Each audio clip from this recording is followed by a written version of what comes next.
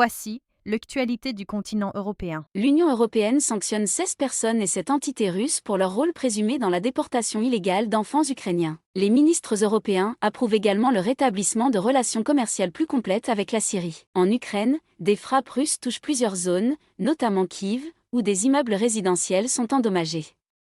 Le bilan d'une frappe russe contre un immeuble résidentiel à Kiev monte à 24 morts.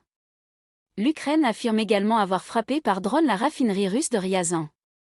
De son côté, la Russie annonce qu'une attaque de drones ukrainiens provoque un incendie dans une usine de traitement de gaz dans la région d'Astrakhan. Moscou affirme aussi que des relations commerciales avec Washington restent possibles si les échanges ne sont plus liés à la guerre en Ukraine. Au Royaume-Uni, le gouvernement présente un nouveau texte destiné à renforcer les relations avec l'Union européenne. La Hongrie convoque l'ambassadeur russe après des frappes russes contre l'ouest de l'Ukraine. En Pologne, les députés adoptent un projet de loi sur la régulation des crypto-monnaies dans un contexte d'enquête pour fraude visant Honda Crypto. En Allemagne, Friedrich Merz reconnaît devoir mieux communiquer après une polémique liée à ses propos sur le travail.